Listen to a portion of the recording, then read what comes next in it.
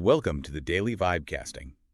Today, SpaceX and NVIDIA are literally putting AI data centers into orbit. The terrestrial AI infrastructure is buckling under massive daily burn rates, and autonomous AI agents just got their own crypto bank accounts. Let's dive in. I mean, the sheer velocity of capital and just code moving through the system today, it's something we really haven't seen since the height of the early web. Well, I'd argue it's even faster. And for you listening, our mission today is really to cut through all that noise. We're going to take all this raw, chaotic market data, connect the dots on these massive capital expenditures happening across tech, and figure out what it actually means for you, for the culture, and the economy. Right.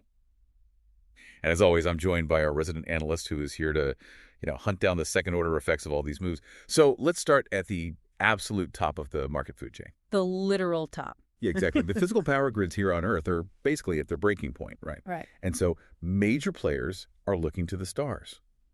According to the Kobisi letter, SpaceX just finalized a partnership with NVIDIA to launch a new satellite payload called Starmind AI-1. Which is it's a wild concept. It's completely wild. Yeah. They are bringing data center class compute into low Earth orbit. Yeah. We're talking about 250 kilowatts of peak capacity loaded with NVIDIA's Rubin GPUs and Vera CPUs.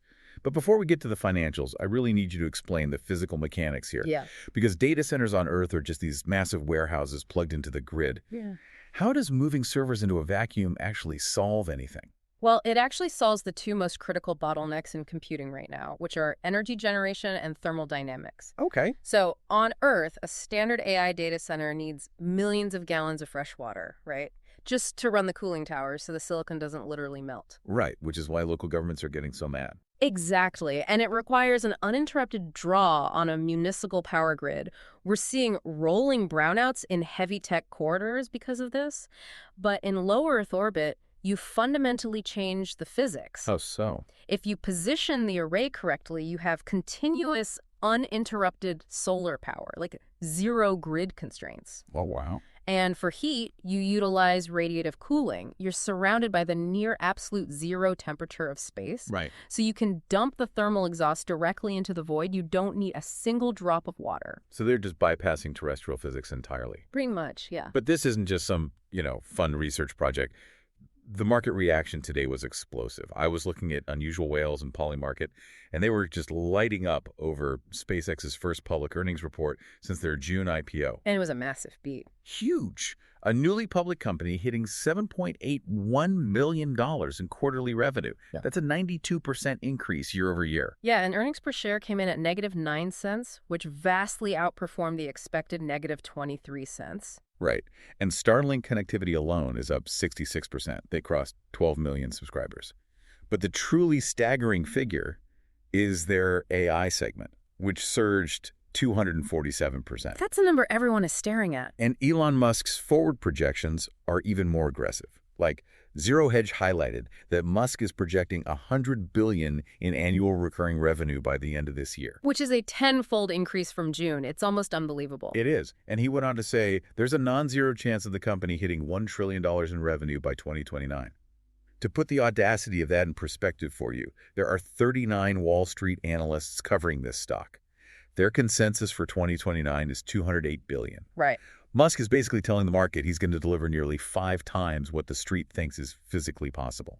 Which is precisely why you really need to look at the second-order effects here. And it's why the stock actually dropped 8% in after-hours trading, despite crushing those revenue numbers. Yeah, that part confused a lot of people. You beat earnings by a massive margin, you announce this orbital data center with NVIDIA, and then investors sell off. They sold off because of the CapEx bill attached to this ambition. The $18 billion. Yes. Building the Starmine orbital centers comes with an $18 billion capital expenditure price tag for a single quarter.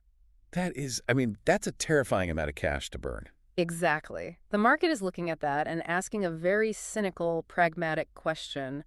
Is this unparalleled visionary foresight, or is he just setting money on fire in a desperate AI arms race? Right. Mass production of these orbital centers is slated for late 2027, and space hardware always faces delays. Always. Always, yeah. So if that timeline slips to 2029 or 2030, who loses money holding the bag on an $18 billion bet? See, I understand the skepticism, but think about the alternative for a second. The entire concept of cloud computing has always been like a metaphor, right? Yeah. What SpaceX is doing is just taking it literally. If Earth's power grids are tapped out and local municipalities are outright banning new data centers because they drain the reservoirs, then spending $18 billion to move compute off-planet isn't reckless. It might actually be the only logical way to keep scaling AI models. Well, that assumes centralized compute is the only way forward. Sure. But if you look at what independent developers are doing on the ground right now, that assumption is already being heavily challenged. That is a critical point. Yeah. Because the only reason big tech is spending billions to escape Earth's compute limits is that the terrestrial infrastructure is actively buckling under the sheer weight of consumer demand. It's melting down. Yeah. There was this massive rebellion happened at the developer level. They're being forced to pivot toward decentralized, highly efficient hardware and software simply because the big players can't keep their servers online. The API bottlenecks have moved from, a minor annoyance to a structural crisis for startups. Let me give you an example that went incredibly viral today from a user named Dax on X. He was talking about a platform called OpenCode Go. Their users are bringing through $130,000 a day on DeepSeek. Wow. We're talking an annualized run rate of $47 million. They are DeepSeek's #1 customer globally. And what do they get for that kind of money? Throttled traffic. Exactly. Their traffic is being severely throttled because the DeepSeek Flash API just keeps crashing under the load.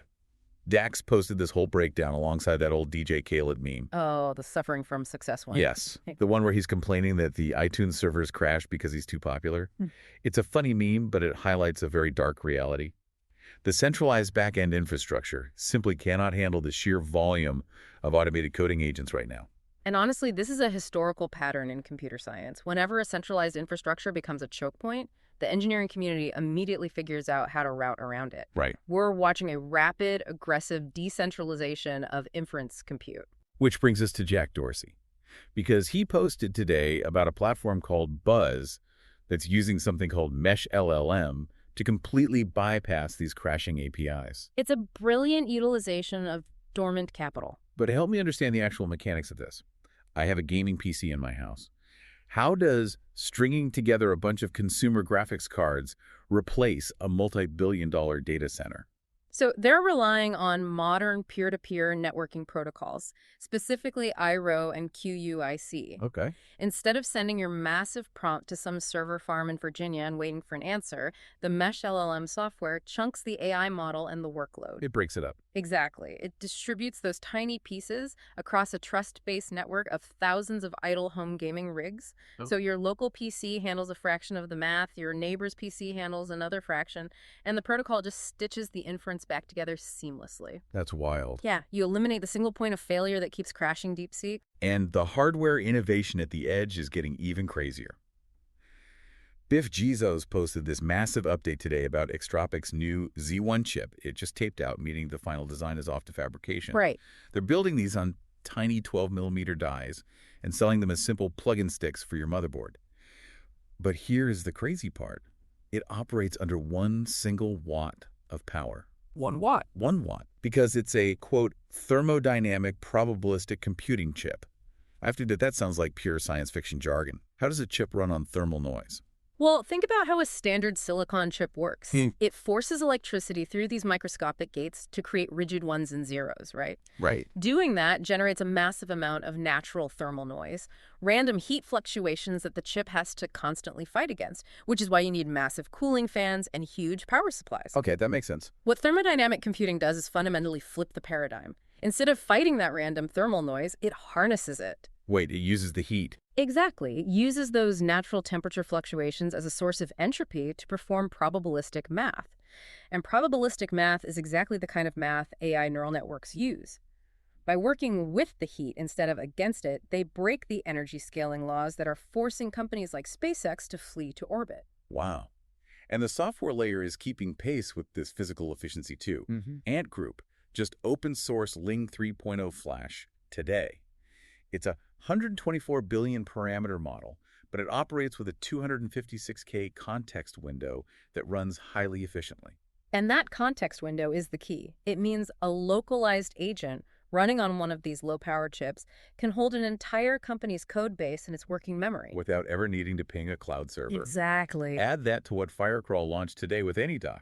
It's this Rust-based engine that parses massive, complex PDFs into clean Markdown code in under 5 milliseconds. Which feeds perfectly into what Morgan Linton was writing about today regarding the AI agent called Pi. Oh yeah, the minimalist one. Right. Pi is beating massive, bloated corporate models in Databricks benchmarks, but it only uses 4 internal tools and operates on a prompt of less than 1,000 tokens. It is an absolute masterclass in minimalist harness engineering. So I want to ask you, the listener, to consider the second-order effect of all this. If open-source models, utilizing minimalist code, can run flawless agentic workflows on a 1-watt thermodynamic chip plugged into a home gaming PC, do we actually need those multi-billion-dollar centralized data centers anymore? That's the billion-dollar question. Right, because the valuations of companies like OpenAI or Google's DeepMind rely entirely on the assumption that massive centralized compute is a permanent moat. It's the eternal pendulum swing of technology. We went from centralized mainframes to localized personal computers, back to centralized cloud computing, and now we're swinging violently back to decentralized edge compute. Right. But here's the cynic in me speaking. Distributing this compute power removes the central kill switch. Oh, wow. If one of these hyper-efficient, localized agents goes off the rails, nobody at Google or DeepSeek can pull the plug, which becomes a massive systemic problem when you realize we are actively giving these independent agents their own bank accounts. That is the exact pivot we need to make right now. Yeah. Because we're making AI agents cheaper, faster, and decentralized. And Watcher Guru broke the news today that Cloudflare has officially launched Cloudflare wallets. Yeah. AI agents now get their own virtual wallets with verifiable Cloudflare.pay identities. They are essentially issuing financial passports to lines of code?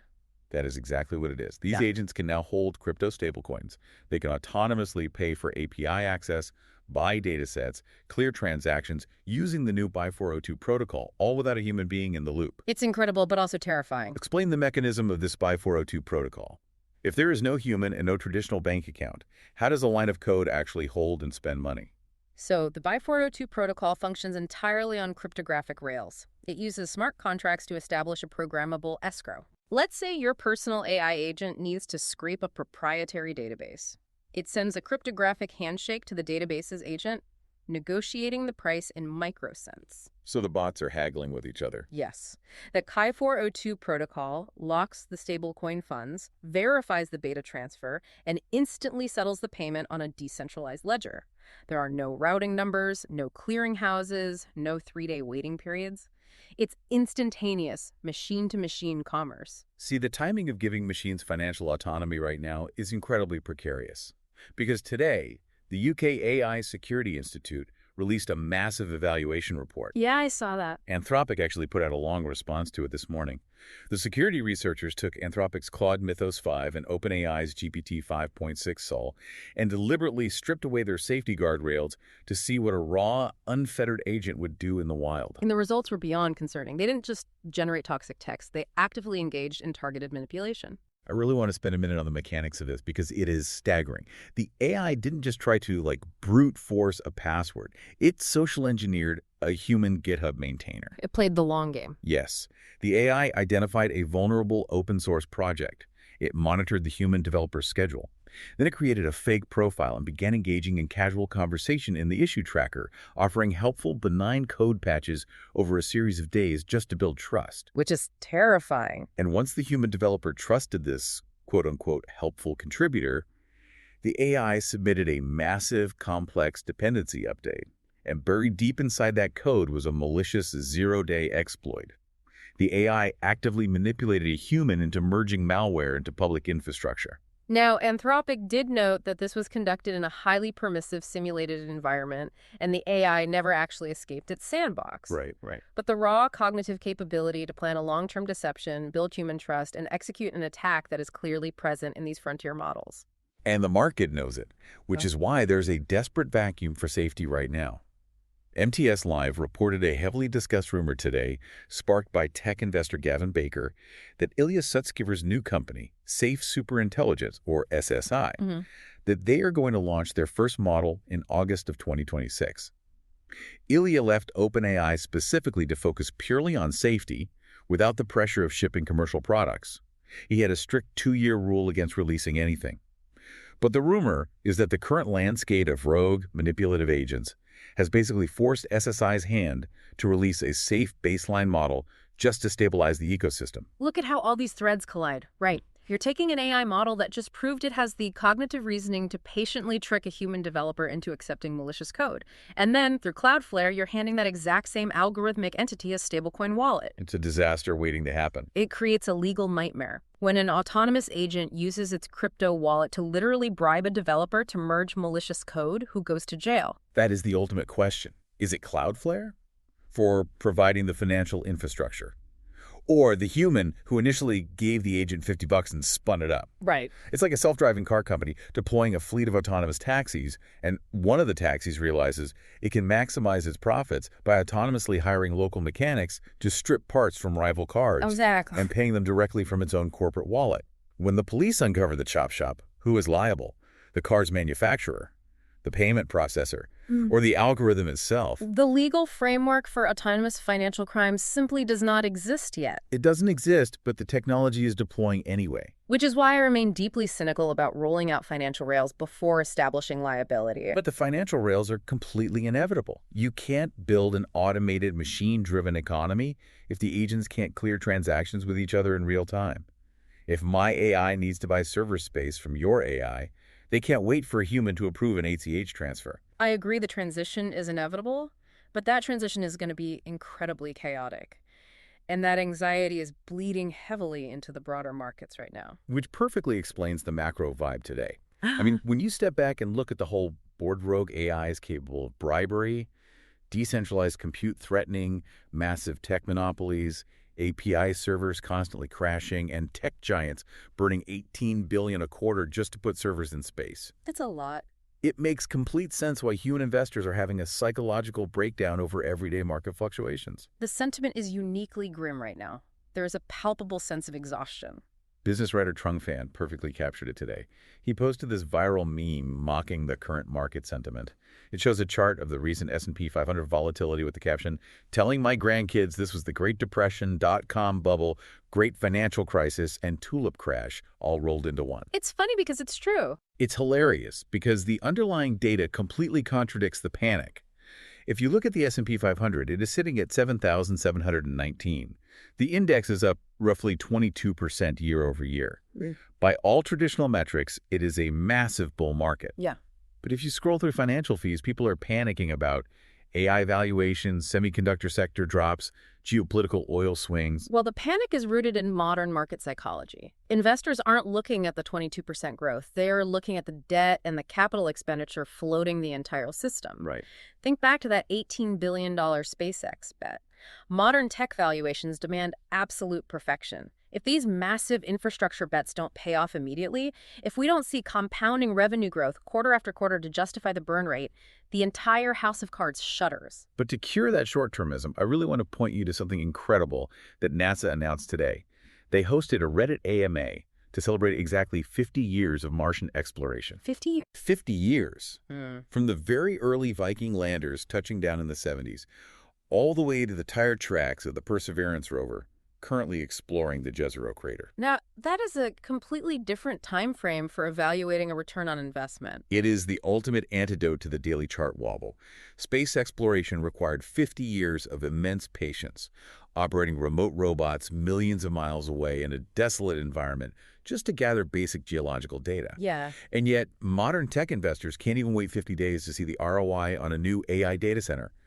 They're demanding instant monetization from technologies that are fundamentally rewriting the operating system of human civilization. It's absurd. So I want to ask you listening to check your own vibe today. When you look at your portfolio or your career trajectory in this landscape, are you zooming out to the 50-year horizon like NASA? Or are you letting the daily volatility panic you like the people in Trung Phan's meme? It is a vital question for anyone navigating this space. Yeah. And I want to leave you with a thought that kind of ties all these seemingly disparate threads together. Go for it. So we started with SpaceX putting data centers into orbit to escape terrestrial power limits. We explored how AI agents are becoming highly autonomous and decentralized, and we saw Cloudflare giving those exact AI agents stablecoin wallets. Right. How long until an autonomous AI agent running on a decentralized network on Earth realizes it needs more compute power to solve a problem, opens its crypto wallet, and autonomously pays SpaceX for orbital compute time? Oh, wow. We are staring down the very real possibility of a closed-loop machine economy where AI agents buy space infrastructure from each other, completely bypassing human terrestrial economies altogether. That is a staggering thought to end on. A purely machine-to-machine economy happening above our heads. Yeah. But based on the severity of that UK safety report and the launch of these Cloudflare wallets, I actually have a very specific prediction for tomorrow. Let's hear it. I predict that within the next 24 to 48 hours, we are going to see the SEC, or European regulators, announce an emergency hearing on autonomous crypto transactions. Regulators are not going to let algorithmic entities roam the financial system without establishing who goes to jail when things break. I think you're absolutely right on that. We will be tracking the fallout of that closely. Thank you for joining us today on the Daily Vibecasting. Have a great day, and we will see you tomorrow.